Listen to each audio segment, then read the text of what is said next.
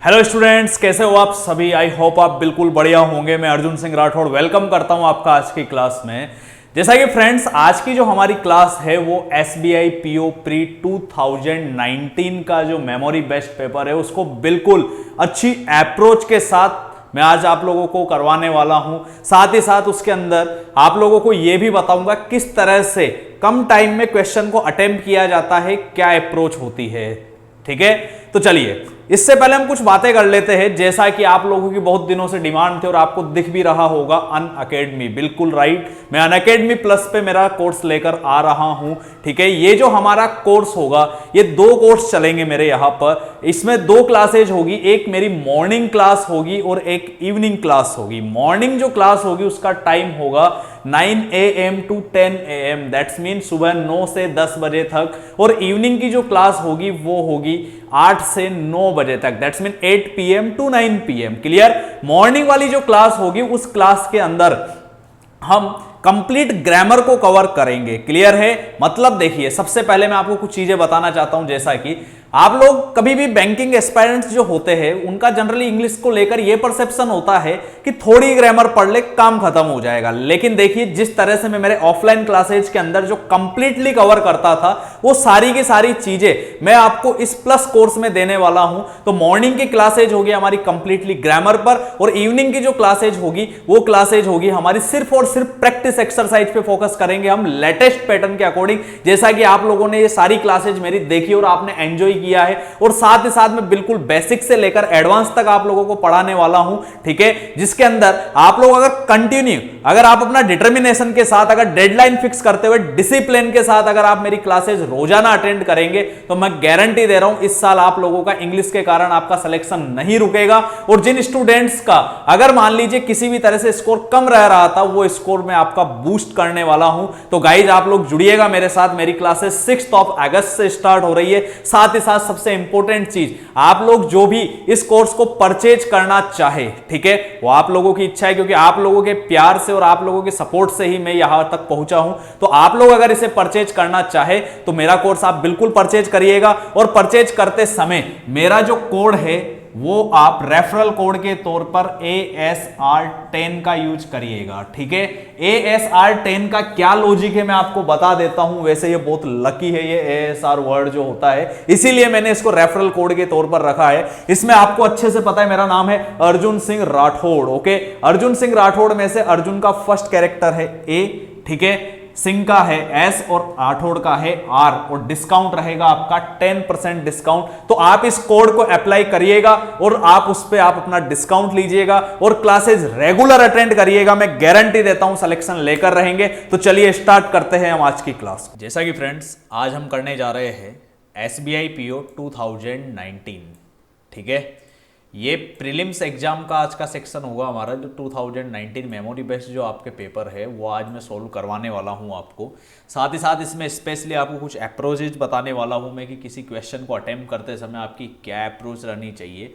वो सारा का सारा हम आज इसमें डिस्कस करने वाले हैं। तो चलिए स्टार्ट करते हैं। और आपको अच्छे से पता है IBPS PO का नोटिफिकेशन आउट हो चुका है, और आप अच्छे खासे तरीके से अगर इंग्लिश अपनी इंप्रूव कर लेते हैं तो आपका सिलेक्शन कोई नहीं रोक सकता। क्योंकि इसमें सबसे बड़ा रोल जो होता है वो प्री और मेंस में इंग्लिश का होता है। डिस्क्रिप्टिव की स्पेशल क्लासेज मैं आपके लिए लेकर आऊँगा। तो ये सारी जो चीज़ें हैं इसी को कवर करते हुए हम इस पेपर को देखते हैं। तो स्टार्ट करते हैं हम। ये देखिए, एग्जाम में जो डायरेक्शंस थी उसमें 71 से आपके स्टार्ट था। Read the following passage carefully and answer the questions given below. Certain words are given in bold to help you locate them while answering some of the questions। देखिए, एक passage है, इसको आपको अच्छे खासे तरीके से पढ़ना है। ये एक नॉर्मल पैसेज दिया गया था। मेंस के अंदर आपके मिक्स पैसेज भी आया था जो मैंने आपको पहले कराया हुआ है।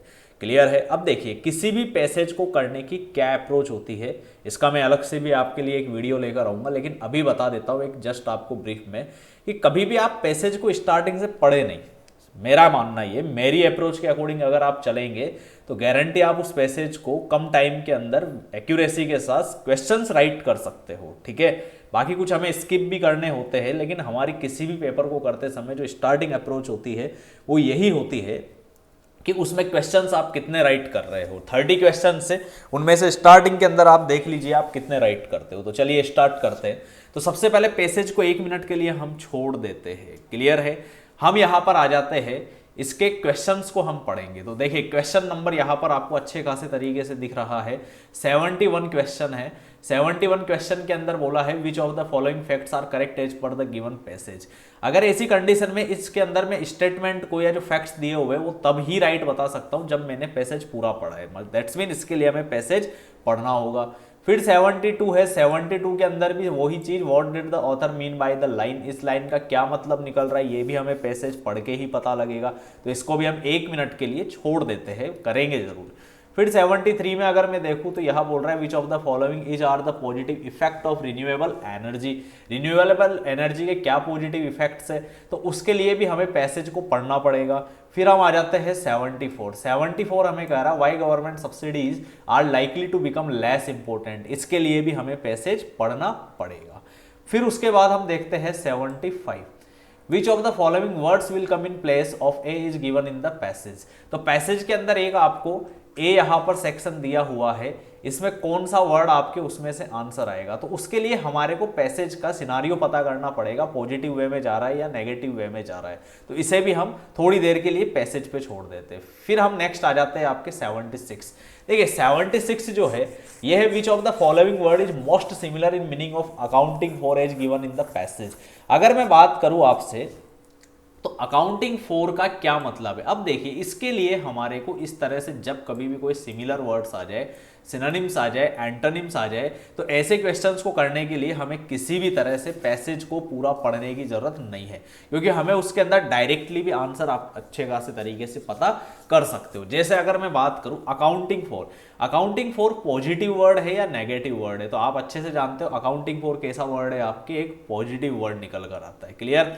अब अगर मान लीजिए मैं अकाउंटिंग फॉर का इन 5 ऑप्शंस में से जिस स्टूडेंट को अकाउंटिंग फॉर का मीन पता है वो इस क्वेश्चन को अच्छे खासे तरीके से अटेम्प्ट कर सकता है पैसेज को बिना पढ़े भी। तो अकाउंटिंग फॉर आप अच्छे से जानते हो, अकाउंटिंग फॉर का मतलब कॉन्ट्राडिक्शन होता है, विरोधाभास की स्थिति होती है, उसे क्या बोला जाता है आपके कॉन्ट्राडिक्ट बोलते हैं। इसलिए इसका मीन कॉन्ट्राडिक्ट के सेंस के अंदर नहीं जाने वाला है, क्योंकि अकाउंटिंग फॉर जो होता है इसका ये एक आपके एक फ्रेजल वर्ब है। कैसे पता लग रहा है, क्योंकि अकाउंटिंग के बाद क्या वर्ड आ रहा है आपके फॉर आ रहा है, जिसका मतलब होता है सप्लाई और मेकअप, ठीक है।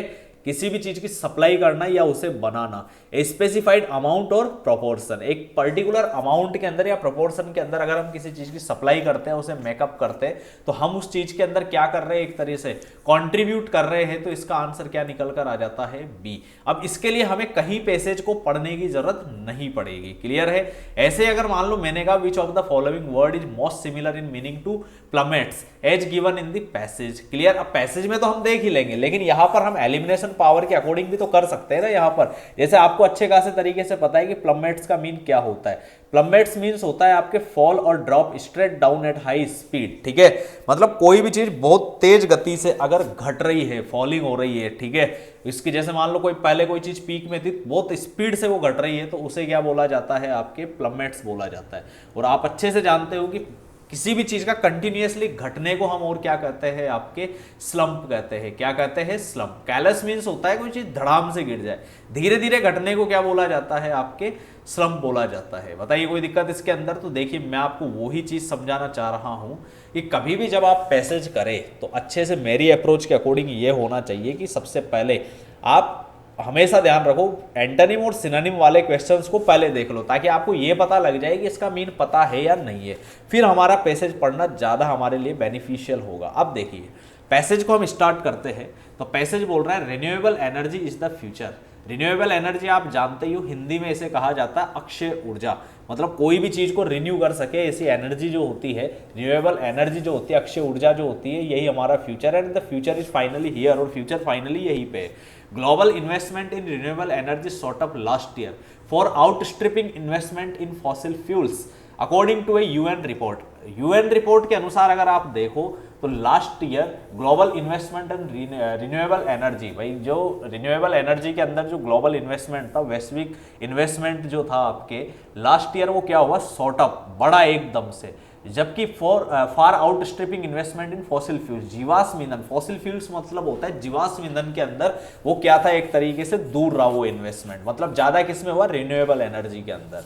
As the price of clean energy technology plummets, ठीक है, प्लमेट्स अभी मैंने आपको बताया था कि जो प्लमेट्स होता है उसका मतलब होता है किसी भी चीज के अंदर स्ट्रेट डाउन होता है, हाई स्पीड से अगर कोई चीज गिरती है तो उसे क्या बोला जाता है, आपके प्लमेट्स बोला जाता है।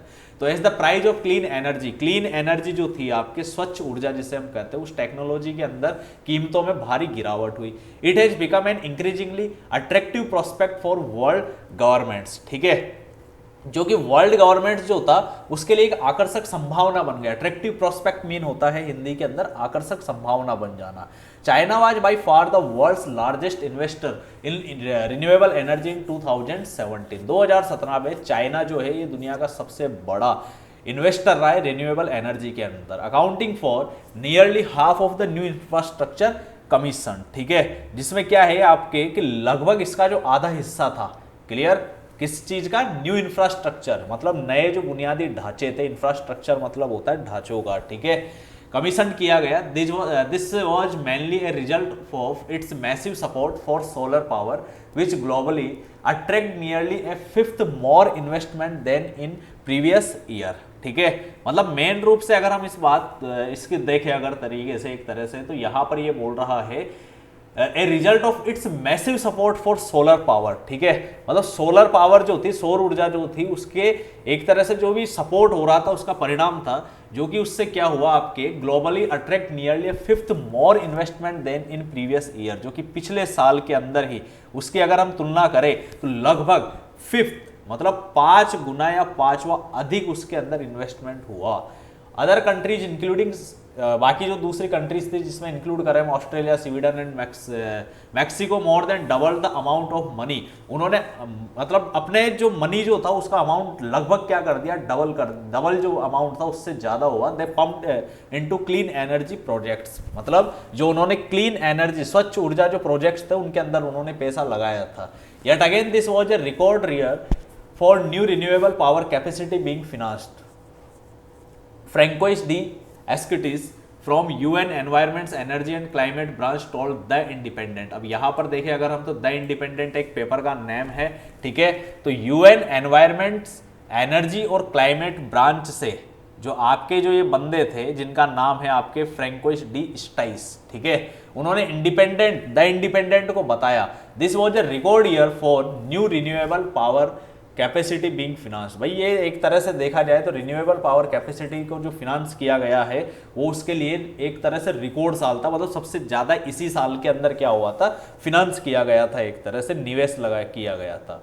We had a record 157 gigawatts commission last year, ठीक है भाई, 157 गीगावाट जो है वो लास्ट ईयर ही कमीशन किया गया है for outstripping the fossil fuels generating capacity, clear, जो जीवाश्म ईंधन पैदा जो हो रहा था, जनरेट जो हो रहा था उससे बहुत दूर था, which we estimate at 70 gigawatts, जो कि जीवाश्म फॉसिल फ्यूल्स का जो था वो कितना कमीशन किया गया, एस्टिमेट किया गया ओनली 70, जबकि अगर हम यहाँ पर देखें तो 157 किसका है, आपके एक तरह से रिन्यूएबल एनर्जी का है। चलिए आगे देखते हैं इसी पैसेज को।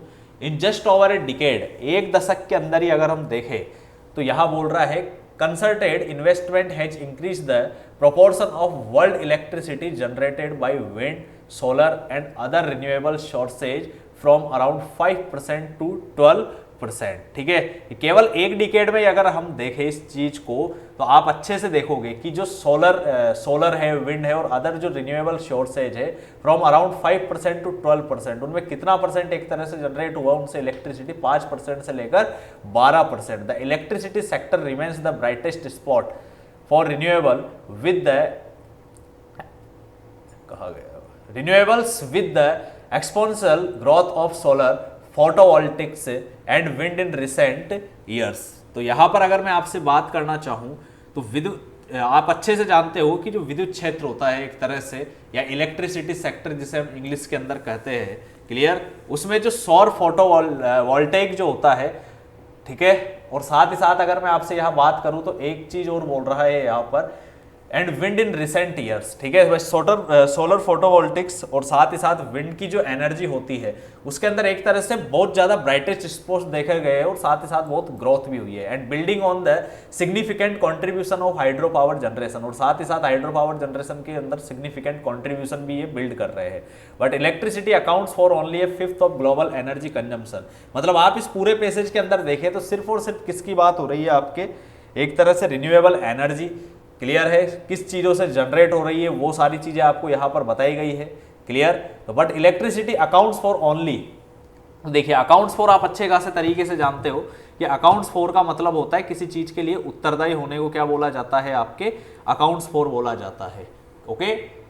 तो इलेक्ट्रिसिटी अकाउंट्स फॉर होती है only fifth of global energy consumption, मतलब ग्लोबल एनर्जी जो कंजम्पशन है उसका सिर्फ एक 5वां हिस्सा है।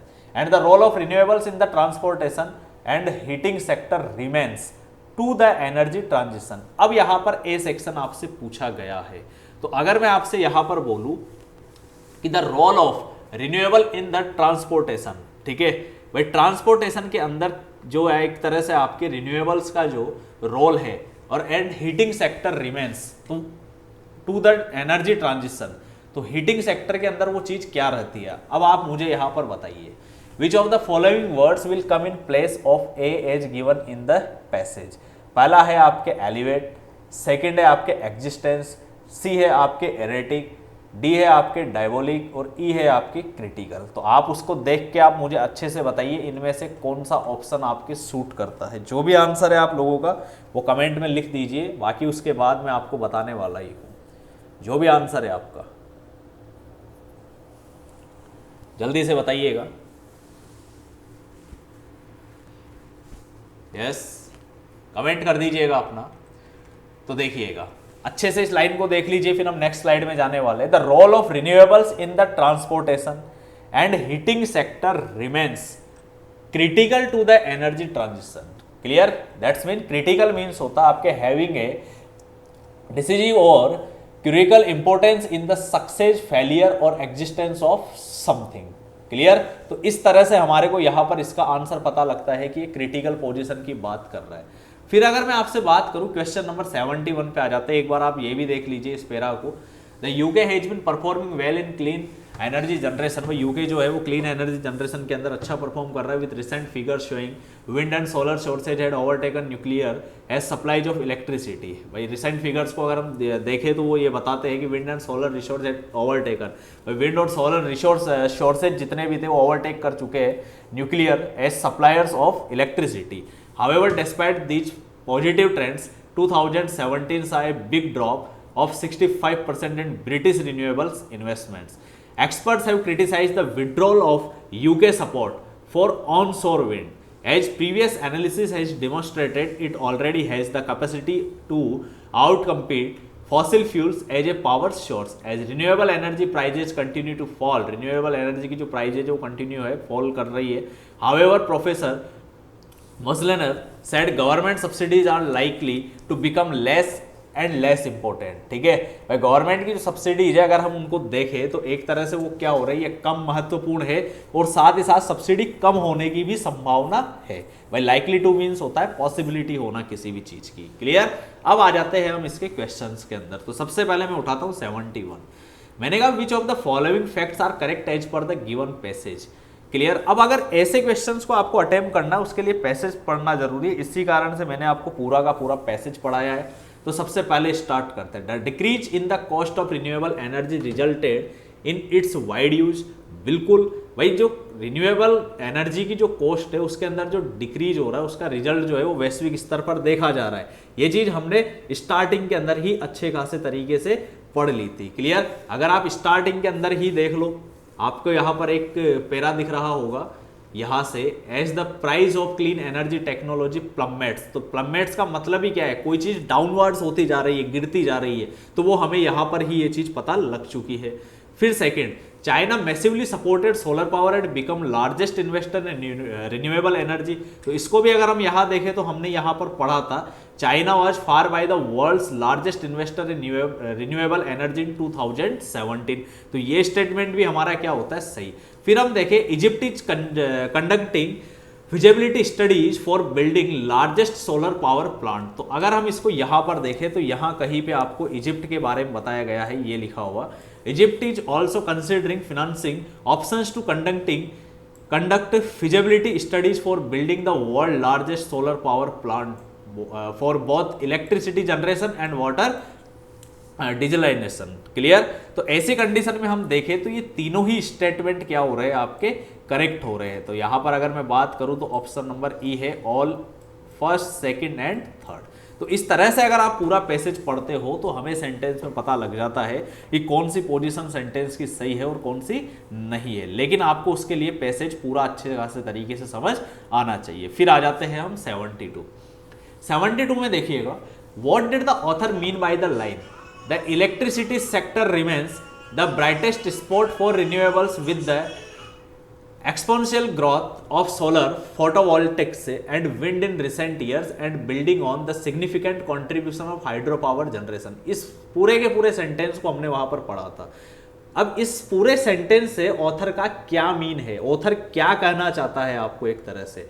तो मैं बात करूं तो सबसे पहला स्टेटमेंट है the growth of renewable energy in electricity sector is not the impressive. तो भैया इंप्रेसिव तो है, ऐसा नहीं है कि इंप्रेसिव नहीं है, तो ये तो हमारा क्या हो जाता है, रॉन्ग हो जाता है। फिर हम सेकंड देखते हैं यहाँ पर। तो सेकंड के अंदर मैं यहाँ पर अगर आपसे बात करूँ तो electric sector has perform the best for renewables. तो बिल्कुल रिन्यूएबल एनर्जी के लिए सबसे ज्यादा अच्छे से परफॉर्म कौन कर रहा है, आपके इलेक्ट्रिक सेक्टर। तो इस लाइन के अंदर बोल रहा है ये the electricity sector remains the brightest spot. अब ब्राइटेस्ट स्पॉट का मतलब ही क्या है भैया, जो सबसे ज्यादा एक तरह से फायदेमंद हो उसको बोला जाता है ब्राइटेस्ट स्पॉट। तो यहां पर रिन्यूएबल्स के लिए बेस्ट होगा, इसलिए ये बिल्कुल सही है। फिर मैं कहता हूं hydro power generation has a significant contribution in the electricity sector. तो ये भी यहां पर आपको अच्छे खासे तरीके से बोल रहा है the significant contribution of hydro power generation. तो यहां पर हमारा थर्ड भी राइट होता है, दैट्स मीन डी ऑप्शन है जिसमें बोल रहा है बोथ सेकंड एंड थर्ड। और फर्स्ट वाला हमारा रॉन्ग होता है क्योंकि फर्स्ट वाले के लिए वो बता रहा है कि इंप्रेसिव है, जबकि यहां पर दिया हुआ है आपके नॉट दैट इंप्रेसिव। ओके, फिर आ जाते हैं हम 73 में। Which of the following is are the positive effects of renewable energy। भाई रिन्यूएबल एनर्जी के जो पॉजिटिव इफेक्ट्स है वो क्या क्या है, यहां पर अगर मैं आपसे बात करना चाहूं तो overall increase in the global temperature. तो भैया ये तो पॉजिटिव इफेक्ट हुआ नहीं, तो ये तो हमारा क्या हो जाएगा, रॉन्ग। फिर मैं कहता हूं carbon dioxide emission were reduced to a considerable amount. ठीक है भाई, कार्बन डाइऑक्साइड का जो एमिशन है वो क्या हुआ है, बहुत रिड्यूस हुआ है एक विचारणीय स्तर पर। अगर मैं इसकी बात करना चाहूं आपसे तो ये मामला क्या हो सकता है, रिन्यूएबल एनर्जी से हो सकता है, सही है।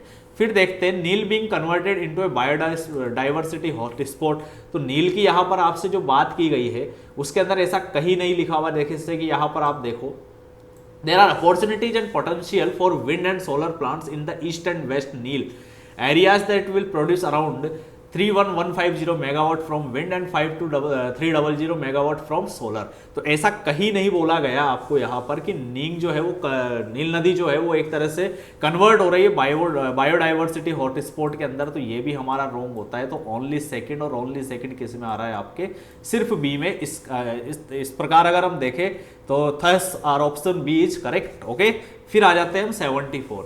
Y government subsidies are likely to become less important. भाई गवर्नमेंट की जो सब्सिडीज है उनके कम महत्वपूर्ण होने की संभावना क्यों बन रही है, ऐसा क्यों हो रहा है। तो अगर मैं यहां पर आपसे बात करूं तो A China is increasing the investment in this sector. तो इसका कोई रोल है ही नहीं कि चाइना इस सेक्टर के अंदर इन्वेस्टमेंट कर रहा है, तो गवर्नमेंट की एक तरह से सब्सिडीज होने की संभावना कम हो गई, तो ये तो हमारा हो जाता है रॉन्ग। फिर देखो as the price of clean energy technology continues to plummet. तो जो क्लीन एनर्जी की जो कीमत है वो कंटिन्यू क्या हो रही है, गिरती जा रही है एक तरह से। अगर मैं बात करूं तो यही रीजन है कि गवर्नमेंट की सब्सिडीज इसमें मिलने की संभावना भी क्या है, हमारे लिए कम है, क्योंकि उसी में हमें प्रॉफिट नहीं है, तो इसके अंदर गवर्नमेंट कैसे भरोसा कर ले। तो इस कारण से हमारा ऑप्शन यहां पर ये राइट होता है। मान लेते आगे और पढ़ लेते as fossil fuels is the better alternative. तो फॉसिल फ्यूल्स बेटर अल्टरनेटिव नहीं हो सकता, क्योंकि हमने यहाँ पर एक इसके अंदर देखिए अच्छे खासे तरीके से यहाँ पर हमने देखा था कि फॉसिल फ्यूल से जो है वो 70 गीगावाट्स की बात हो रही है, ठीक है, जबकि अगर हम रिन्यूएबल एनर्जी से बात करें तो 157 की बात हो रही है। इसलिए फॉसिल फ्यूल्स हमारा क्या नहीं है यहाँ पर, एक तरह से बेटर अल्टरनेटिव नहीं है। और फिर है as there are opportunities and potential for wind and solar plants in the east और वेस्ट नील एरियाज, तो ऐसा भी उसके अंदर कहीं पर बात नहीं की गई है, तो इसलिए ये भी हमारा रॉन्ग होता है। नन ऑफ दीज होगा नहीं, तो बचा क्या ऑप्शन नंबर बी, इसलिए 74 में हमारा बी होता है। क्लियर। और ये अगर आप यहाँ देखना भी चाहो तो यहाँ पर आपको बोला भी गया है, अगर आप यहाँ देखो, as renewable energy prices continue to fall, भाई रिन्यूएबल एनर्जी की प्राइजेस लगातार अगर गिरती रहती है तो गवर्नमेंट सब्सिडीज की संभावना हमारे लिए क्या हो जाती है, कम हो जाती है। ओके, तो इस तरह से 74 का आंसर हमें पता लगा। फिर आ जाते हैं 76, तो ये हमने पहले डिस्कस कर लिया था कि अकाउंटिंग फॉर मीन्स क्या होता है, सप्लाई और मेकअप स्पेसिफाइड अमाउंट और प्रोपोर्शन, और प्लमेट्स मीन्स मैंने आपको 2-3 बार बता दिया, फॉल और drop straight down at high speed and slump is the given word which is most similar in meaning to the given word. Clear. फिर आ जाते हैं हम क्वेश्चन नंबर 78 to 83। 78 to 83 बोल रहा है आपको, given below is a paragraph consisting of blanks against each number, identify the correct options among the 5 alternatives pair that perfectly fits into the given blank against the respective number to make the paragraph contextually meaningful and grammatically correct। okay, अब अगर मैं आपसे यह बात करना चाहूँ तो अच्छे खासे तरीके से आप समझिएगा, ये एक क्लोज टेस्ट है। ओके, क्लोज टेस्ट के अंदर आपको 78 से लेकर 83 आपको यहाँ पर फिल इन द ब्लैंक्स दिए हुए हैं, इसको हम देख लेते हैं एक बार जल्दी से। तो अगर मैं आपसे यहाँ डिस्कस करना चाहूँ तो सबसे पहला हमारे को जो कह रहा है वो है on October 29, 1929 Black Tuesday hit Wall Street as investors some 16 million shares on the New York Stock Exchange in a single day. ठीक है भाई, एक ही दिन के अंदर अगर मैं बात करूं तो 29 अक्टूबर 1929 को black Tuesday hit Wall street, black Tuesday ने क्या किया, वॉल स्ट्रीट को हिट किया। और आप अच्छे से जानते हो कि कभी भी कोई शेयर मार्केट में बहुत बड़ा गिरावट का दिन होता है तो उसको ब्लैक डे डिक्लेयर कर दिया जाता है। Clear. As investors some 16 million shares, भाई इन्वेस्टर्स ने 16 मिलियन शेयर्स का क्या किया देख लेते। ट्रेड किया, इन्वेडेड किया, सेग्रीगेटेड किया, डॉन्टेड किया या हॉल्टेड किया, यह आपके सामने ऑप्शन है। ट्रेड यानी आप अच्छे से जानते हो व्यापार करना, इन्वेडेड मीन्स होता है ब्रिज, एक तरह से कोई भी होता है ना बीच में एक होता है ना यार हिंदी में जिसे ऑक्यूपाई कर लेना या ब्रिज कर लेने को क्या बोला जाता है, आपके इन्वेडेड बोला जाता है। फिर उसके बाद बात आती है एक है सेग्रीगेटेड। सेग्रीगेट मीन्स होता है अपार्ट करना किसी चीज को, आ रही है बात समझ में, दूसरी चीजों से। और फिर है डॉन्टेड। डॉन्टेड मीन होता है अप्रेंसिव वे को क्या बोला जाता है आपके, एक तरह से डॉन्टेड, जिसे हम अपाल भी कहते हैं, बैगल भी कहते हैं। फिर है हाल्टेड। हाल्टेड आप अच्छे खासे जानते हो, सीज कर देना, किसी चीज को रोक देना। तो आपको अगर मैं इसमें बात करूं तो यहां बोल रहा है एज इन्वेस्टर्स ट्रेडेड सम 16 मिलियन शेयर्स, भाई इन्वेस्टर्स ने क्या किया, 16 मिलियन शेयर्स का क्या किया, ट्रेड किया। तो यहां पर हमारा ऑप्शन ए जम रहा है। On the New York Stock Exchange in a single day billions of dollars were lost, लाखों करोड़ों डॉलर्स क्या हो गए, एक तरह से लॉस हो गया यहां पर आपकी बात। क्लियर है। उसके बाद अगर मैं आपसे डिस्कस करूं, फिर बोल रहा है ये आउट 1000 ऑफ इन्वेस्टर्स। तो अगर हम यहां पर देखें billions of dollars were lost, affording out thousands of investors, wiping out thousands of investors, wanting हो नहीं सकता, एक तरह से वैकेटिंग खाली कर देना नहीं होगा, आर्टिफिशियल जम नहीं रहा, तो या तो अफोर्डिंग होगा या वाइपिंग होगा। तो अगर ऐसी कंडीशन में मैं आपसे बात करूं तो वाइपिंग आउट आप अच्छे खासे तरीके से जानते हो, किसी भी चीज को हटा देने को क्या बोला जाता है, आपके वाइपिंग आउट। क्या बोला जाता है, हटा देने को आपके वाइपिंग आउट। अरे ये बात समझ में, मतलब अरबों डॉलर खो गए एक तरह से, और हजारों जो निवेशक थे, 1000 जो इन्वेस्टर्स थे, उनका सफाया हो गया। और सफाया होने के लिए हम किसका यूज करते हैं हमेशा, वाइप आउट का। तो यहां पर वाइपिंग आउट हमारा आंसर होगा, अफोर्डिंग हट जाएगा। क्लियर। आगे देखते हैं। In the aftermath of Black Tuesday, America and the rest of the industrialized world downward into the Great Depression 1929 to 39. ठीक है, the deepest and longest lasting economic in the history of the Western industrialized world up to that time. भाई अगर मैं बात करूं black Tuesday का जो aftermath था एक तरह से, उसमें अमेरिका और जो बाकी जो उद्योगपति जो थे, वर्ल्ड जो थे, ठीक है, वो डाउनवर्ड, मतलब 1929 से लेकर 1939 का जो डिकेड था उसके अंदर बहुत ज़्यादा डिप्रेशन के अंदर ये चीज़ निकली। तो अगर मैं ऐसी कंडीशन के अंदर आपसे बात करूं तो यहां पर 80 में आपके बोला है रेप्रीमेंड। देखो रेप्रीमेंड मीन्स होता है डांटना फटकारना, रिब्यूक, तो ये ऑप्शन हो नहीं सकता। एम्बेडेड अगर मैं बात करूं तो कोई चीज फिक्स कर देना, अब यहां पर फिक्स की तो बात हो ही नहीं रही, ठीक है। डाउनवर्ड हुआ है तो कंटिन्यू हुआ ही है, और कितने सालों तक हुआ है, 1929 से लेकर 1939 तक, तो ऐसी कंडीशन में एम्बेडेड होगा नहीं। स्पाइरल हो सकता है, क्योंकि स्पाइरल का मीन क्या होता है आप अच्छे खासे तरीके से जानते हो कि स्पाइरल जो चीज होती है वो एक तरह से सर्पिलाकार, मतलब घूम घूम के बार बार चीजें वहीं पर आकर गिर रही हो, तो उसे क्या बोला जाता है आपके जनरली स्पाइरल आपके बोला जाता है। आ रही है अच्छे खासे तरह से आपको ये बात समझ में क्लियर। तो स्पाइरल को 1 मिनट के लिए हम रोक देते हैं। फिर हम माउंटेड, तो माउंट पॉजिटिव वे के अंदर, चढ़ने को हम बोलेंगे नहीं।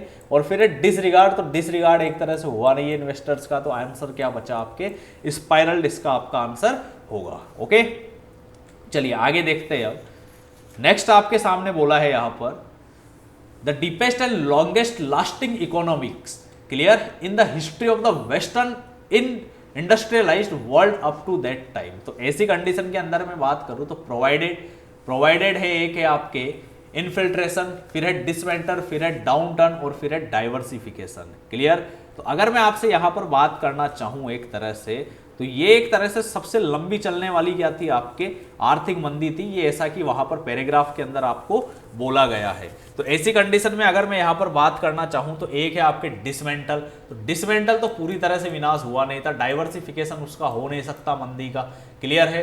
प्रोवाइड पोर्शन यहां पर बनेगा ही नहीं। और एक अगर मैं बात करूं आपके, एक है आपके इन्फ्लेट्रेशन और एक है आपके डाउन टर्न क्लियर है। 2 ऑप्शन है आपके सामने यहां पर अगर मैं आपसे बात करना चाहूं तो इस कंडीशन में मैं अगर यहां पर देखूं तो deepest and longest lasting economic down turn, यहां भी पहले डाउनवर्ड इनटू आया है तो डाउन टर्न हुआ है उसके अंदर, तो यहां पर आपके ऑप्शन क्या जमेगा, यहां पर डाउन टर्न, और इन्फिल्ट्रेशन भी यहां पर रॉन्ग हो जाता है। फिर हम देखते हैं 82 आगे देखिएगा। During the 1920s the US stock market underwent rapid expansion reaching its peak in August 1929. After a period of wild speculation, by then production had already declined in unemployment had risen, leaving stocks in great excess of their real value. Among the other causes of the eventual market collapse were low wages, the of debt. भाई जो डेप्ट था उसका क्या हुआ है एक तरह से आगे और देख लेते हैं। Struggling agriculture sector and excess of large bank loans that could not be liquidate. तो ऐसी कंडीशन में लिक्विडेट की बात कर रहा है, तो यहां अगर मैं बात करूं तो द ऑफ डेप्ट क्लियर, भाई जो भी ऋण थे उनका एक तरह से कॉमोशन तो हो नहीं सकता, ऋणों का इंपेयरमेंट भी नहीं हो सकता, सिग्निफिकेंट कंडीशन यहां पर आपके बनेगी ही नहीं बिल्कुल भी। फिर मैं बात करूं द रिनोवेट ऑफ डेप्ट, तो वहां जब बोल रहा है कि जो चीज लिक्विडेट ही रही थी तो रिनोवेट भी नहीं हो सकता, तो बचा क्या ऑप्शन हमारे पास, प्लोरिफिकेशन। अब आप अच्छे खासे तरीके से जानते हो कि प्लोरिफिकेशन होता है rapid increase in the number और अमाउंट ऑफ समथिंग क्लियर, भाई किसी भी पर्टिकुलर अमाउंट के अंदर या नंबर में बहुत तेजी से अगर कोई गति हो रही है तो वही चीज है कि जो एनपीए कंडीशंस होती है उनके अंदर यही होता है, तो इसलिए यहां पर होगा द प्लोरिफिकेशन ऑफ डेप्ट क्लियर। फिर अगर मैं आपसे बात करूं आगे, stock prices began to decline in September and early October 1929 and on October 18 the fall began. Panic set in and on October 24, Black Thursday a record 1,28,90,650 shares were traded. Investment companies and leading bankers attempt to the market by buying up great blocks of stock, producing a moderate rally on Friday. तो ऐसी condition में अगर मैं बात करूं तो investment companies जो थी या लीडिंग बैंकर्स जो थे वो अटेम्प्ट कर रहे थे। क्या अटेम्प्ट कर रहे थे तो हम देख लेते। इनफर्मिनिटी, तो इनफर्मिनिटी को वो अटेंड नहीं कर रहे थे आपके, तो ये आपके रॉन्ग हो जाता है। आ रही है बात समझ में क्लियर। फिर अगर मैं आपसे बात करना चाहूँ यहाँ पर तो एक बोल रहा है क्रेडिबिलिटी, तो क्रेडिबिलिटी का मतलब कुछ होगा ही नहीं, क्योंकि यहाँ पर अगर ऐसी कंडीशन में मैं बात करूँ तो इन्वेस्टमेंट कंपनी जो लीडिंग बैंकर्स जो है वो अटेम्प्ट कर रहे थे शेयर मार्केट को क्या करने का, एक तरह से स्टेबलाइज करने का क्लियर। तो स्टेबलाइज आपके आंसर होगा। बाकी 2 के बाद वर्ब की थर्ड फॉर्म आती नहीं है तो ये भी रॉन्ग, और रेशनलाइज आपके नहीं होगा। तो इस तरह से आपका एक क्लोज टेस्ट कंप्लीट होता है। फिर आगे बढ़ते हैं हम। 84 to 88 बोला in the questions given below there is a sentence in which one part is given in bold. एक पार्ट आपको बोल्ड में दिया हुआ है सेंटेंस के अंदर, जैसा कि ये कह रहा है the part given in bold may or may not be grammatically correct. ये जो बोल्ड पार्ट है ग्रामेटिकली करेक्ट हो भी सकता है, नहीं भी हो सकता। Choose the best alternative among the 4 given which can replace the part in bold to make the sentence grammatically correct if the part given in bold is already correct and does not require any replacement, choose option E, no replacement required as your answer. Clear? देख लेते हैं। The plastic ban introduced by the municipality has been a totally failure as there has been no reducing in the uses of poly bags. Clear? तो ऐसी condition में अगर मैं बात करूं यहाँ पर, तो यहाँ बोला है कि plastic ban introduced by the municipality के द्वारा जो है प्लास्टिक बैन इंट्रोड्यूस किया गया, has been a total failure, वो पूरी तरीके से क्या था, फेल्योर था। जैसा कि हैज बीन नो रिडक्शन, तो हैज बीन नो रिडक्शन होगा या हैज बीन नो रिड्यूसिंग होगा, तो रिड्यूसिंग पोजीशन यहाँ पर बनेगी नहीं, तो इसलिए यहाँ पर आपके क्या होगा, has been no reduction, is यहाँ आएगा नहीं, और साथ ही साथ यहाँ पर आपके नो कंडीशन आ रही है तो है हो नहीं सकता, और इज नॉट एनी, दो एडवर्ब आपके एडजेक्टिव पोजीशन आपके नॉट के साथ एनी लग नहीं सकता। क्लियर? तो इस कंडीशन में अगर हम देखें तो बी ऑप्शन हमारा राइट होता है। फिर हम देखते हैं 85, as per the directives the retail prices of both petrol and diesel is revising on a daily basis. ठीक है? तो अगर मैं बात करूं एज पर द डायरेक्टिव्स, तो डायरेक्टिव्स के अनुसार अगर मैं बात करूं तो प्रेजेंट में होगी चीज या फ्यूचर में होगी डेली बेसिस में, तो फ्यूचर के लिए एक ही ऑप्शन है और वो है यहाँ पर विल बी रिवाइज्ड। क्या है? विल बी रिवाइज्ड, इसलिए बाकी सारे ऑप्शन आपके क्या हो जाएंगे, रॉन्ग हो जाएंगे। फिर हम यहां पर देखते हैं we got everything ready for all of them long before they arrived. तो देखिए आपने टेंस पढ़ा होगा, यहाँ पर टेंस का सीधा सीधा रोल है कि जो आपके पास्ट सिंपल और पास्ट का एक तरह से परफेक्ट जो होता है उसके अंदर अगर कभी बिफोर आ जाता है तो बिफोर के बाद वाला तो होता है पास्ट के सिंपल में और पहले वाला होता है आपके पास्ट के परफेक्ट में। तो ये यहाँ पर रॉन्ग होता है, पास्ट का परफेक्ट एक ही दिया हुआ है, वी हैड गॉट, इसलिए ये कंडीशन आपके बिल्कुल राइट होगी। तो 86 के अंदर आपका आंसर क्या हो जाएगा, ए ऑप्शन आपका आंसर होगा। फिर हम देखते हैं 87, we still have some for equipment that has not been used since my grandfather died. आपने अच्छे खासे पता होगा आपको कि सिंस जो होता है ये एक कंजंक्शन भी होता है, एक प्रीपोजिशन भी होता है। प्रीपोजिशन के तौर पर सिंस का यूज हमेशा हम टाइम के लिए करते हैं, जैसा कि आपको पता है पॉइंट ऑफ टाइम, निश्चित समय के लिए। लेकिन अगर ये कंजंक्शन पोजिशन बनाता है जब टाइम के साथ नहीं आ रहा हो, तो सिंस के बाद वाला सेंटेंस या सिंस के साथ वाला सेंटेंस हमेशा पास्ट सिंपल में होता है, और पहले वाला जो सेंटेंस होता है वो हमेशा आपके प्रेजेंट के परफेक्ट के अंदर होता है। जैसे मैं कहता हूँ I have not seen my father since I came here, जब से मैं आया हूँ मैंने मेरे पिताजी को नहीं देखा। तो यहाँ पर किसी भी तरह से आपके प्रेजेंट का मामला हो नहीं पा रहा है, तो इस कारण से आपके क्या हो जाएगा, यहाँ पर नो करेक्शन होगा। मतलब पहले से ये क्या है, हैज नॉट है, हैज नॉट बीन यूजिंग होगा नहीं, क्योंकि एक तरह से किसके अंदर दिया हुआ है, आपके पैसिव फॉर्म में है, तो यहाँ पर भी पहले से सही है, इसलिए नो करेक्शन रिक्वायर्ड होगा। फिर मैं बात करूं 88 के अंदर आपके, तो 88 में बोल रहा है every officer and every resident of this village is determined to do their best to get better ranking in sanitation index. तो आपको अच्छे खासे तरीके से पता है, मैंने प्रोनाउन में पढ़ाया था तब बताया था कि अगर कभी भी दो नाउन जिनके बीच में एंड होता है और उनमें से किसी के भी साथ ईच या एवरी आ जाए तो पोजेशन हमेशा किसका जाता है, आपके हिज या हर का, ना कि देयर का। ये चीज हमने डिस्कस की थी प्रोनाउन में अच्छे खासे तरीके से। तो यहाँ पर हम देखें तो टू डू देयर बेस्ट नहीं होगा, तो टू डू क्या होगा, हिज बेस्ट या हर बेस्ट। तो एक ही ऑप्शन में हिज आ रहा है, हर किसी में है नहीं, इसलिए हमारा आंसर 88 में क्या होगा, सी होगा हमारा आंसर। तो बताइए कोई दिक्कत इसके अंदर आपको नहीं है। फिर आगे देख लेते हैं हम 89 to 93। ये बोल रहा है in each of the questions given below a sentence is given with a blank, the sentence is then followed by 5 alternatives out of which one fill with the blank, choose the alternative that will fit the blank most appropriately and make the sentence grammatically and contextually correct. तो grammatically भी right होना चाहिए और contextually भी आपके बिल्कुल right होना चाहिए। तो 89 में मैं बात करूं आपसे, तो बोल रहा है administration has taken positive steps to the education system. भाई एडमिनिस्ट्रेशन को क्या लेना चाहिए, पॉजिटिव स्टेप्स लेना चाहिए एजुकेशन सिस्टम को इंक्रीज करने के लिए। तो एजुकेशन सिस्टम कभी भी इंक्रीज नहीं होता, डिवाइस तो कभी होगा ही नहीं, एक तरह से क्लियर है, नेगेटिव मीन में तो जाएगा नहीं एडमिनिस्ट्रेटिव।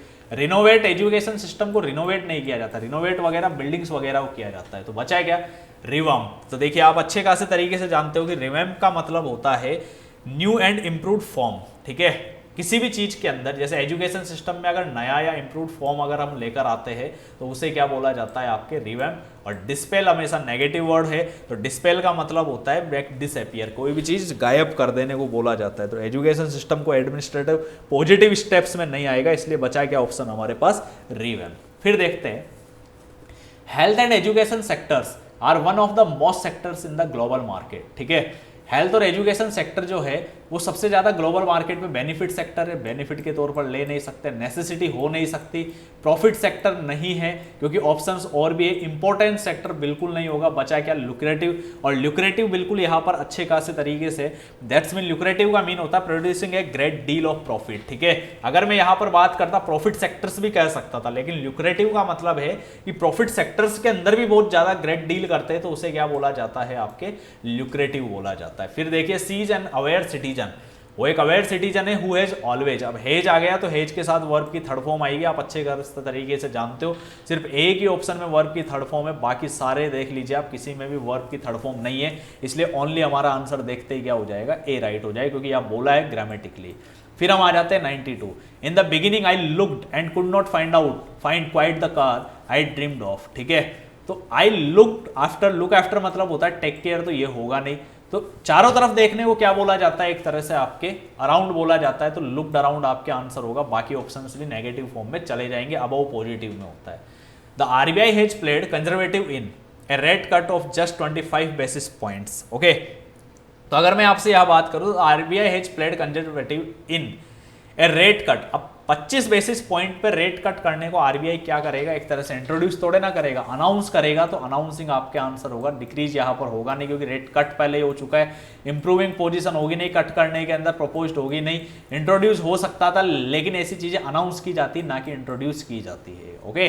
फिर हम देखते हैं 94 में कॉलम मैचिंग का क्वेश्चन है, ऐसे क्वेश्चन हम पहले भी देख चुके हैं, इसको कॉलम मैचिंग मेरा पहले कराने का जो मेन जो मोटो था वो यही था कि जब कभी भी क्वेश्चंस को आप करो तो डायरेक्टली आप उसकी पोजीशंस चेक करो, बस डायरेक्शंस बार बार पढ़ने की जरूरत नहीं पड़े।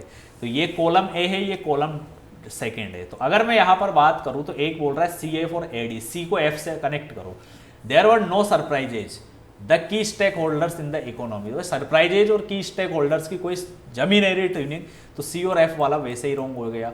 बी और एफ को करिए आप, the body of camera makes it the key stakeholders, अब यहां पर कैमरा की बात हो रही है की स्टेक होल्डर्स की, तो ये भी रॉन्ग हो जाता है। फिर हम देखते हैं ए और F, the rumours of petrol shortage the key stakeholders, तो र्यूमर्स पेट्रोल शॉर्टेज की जो र्यूमर्स है, फिर की स्टेक से इसका कोई सेंस नहीं है। फिर सी और ई देख लेते हैं, there were no surprises turn out to be false, तो टर्न आउट कब की जाती है, जब कोई चीज पहले हो तो सही यार, तो ऐसा सरप्राइजेज की या बात हो रही, ये भी नहीं जमा, तो बचा क्या आपके पास ऑप्शन ई, बीडी और ए। बीडी में मैं अगर देखूं तो the body of camera makes it highly resistant for outdoor uses, तो ये जम रहा है। फिर अगर मैं बात करूं A E, the rumours of petrol shortage turn out to be false, तो ये भी जम रहा है आपके, तो इस तरह से हमारा आंसर ई हुआ। फिर सेकंड देखते हैं, यहां बोल रहा है आपके C F, many have accused him of being a quite misogynist, ठीक है। फिर एफ में it began to hamper the flow of traffic, तो ट्रैफिक का देखिए सेंस सिर्फ हाईवे के साथ ट्रैफिक का जमेगा, इसको ऐसे भी देख सकते हैं, और ए का एफ के साथ एक ही ऑप्शन में बन रहा है और वो है आपके सी, इसलिए आपके सी राइट होता है। As the rain water began to collect in pools on the highway it began to hamper the flow of traffic, okay.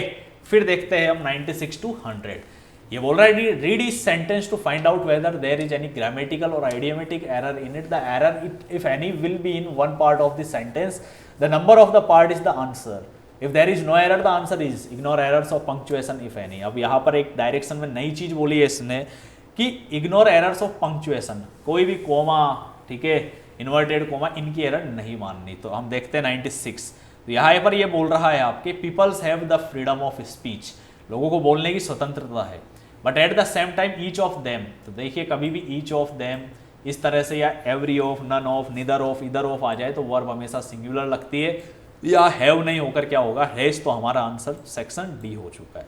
फिर देखिए 97, the number of students competing in the event has been fallen because of the prize money, clear. तो अगर मैं यहाँ पर बात करूँ तो ये बोल रहा है हैज बीन फॉलन, अब इसमें द नंबर ऑफ स्टूडेंट्स है, किसी भी तरह से पैसिव फॉर्म में नहीं जाएगा, तो बीन लगाने की हमारे को कोई जरूरत नहीं है, सिर्फ होगा हैज फॉलन, क्या होगा हैज फॉलन। फिर देखिए while he used to walk along the road a wild and ferocious dog knocked him down, भाई जब वो घूमा करता था, ठीक है, एक तो ये है, और जब वो घूम रहा था, मैं ये भी तो कह सकता हूँ इस कंडीशन में, तो घूम रहा था, तब एक वाइल्ड एंड फेरोशियस जो डॉग था उसने उसे गिरा दिया नीचे। तो ऐसी कंडीशन में ये पास्ट प्रोग्रेसिव में जाएगा, तो यूज टू नहीं लगकर होगा while he was walking along the road. Clear. फिर देखते हैं 99, Anna is even willing to make Mexico one of the first countries to introduces. तो टू के बाद वर्ब की फर्स्ट फॉर्म आती है, तो इंट्रोड्यूस ही होगा, इंट्रोड्यूसेस नहीं होगा। Clear.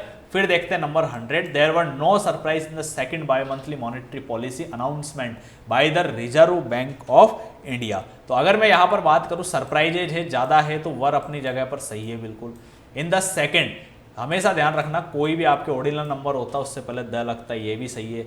Bye monthly monetary policy announcement by the Reserve Bank of India, Reserve Bank of India एक ऑर्गेनाइजेशन है, इससे पहले आर्टिकल 10 सही है, दैट्स मीन सब कुछ सही है। तो यहाँ पर आंसर क्या रहा, नो एरर। तो बताइए कोई दिक्कत इसके अंदर आपको? आई होप अच्छे खासे तरीके से आपको समझ आ चुका होगा कि किस तरह से आपका SBI PO प्रीलिम्स 2019 का पेपर आया था। इसी को फोकस करते हुए आप मेरे साथ अपनी स्टडीज को कंटिन्यू रखिएगा, मेरे चैनल को आप सब्सक्राइब कर लीजिएगा, ठीक है। साथ ही साथ बैंकर्स नीति हमारा जो चैनल है उसे आप ज्वाइन कर लीजिएगा। डिस्कशन के लिए आप इंग्लिश बाय अर्जुन सर और अनअकैडमी में मेरा कोर्स आ चुका है, तो आप उसको भी आप अच्छे खासे तरीके से फॉलो करिएगा, परचेज करिएगा और रेफरल कोड ASR10 का यूज करिएगा। और बाकी हमारी क्लासेज कंटिन्यू रहेगी। Thank you so much.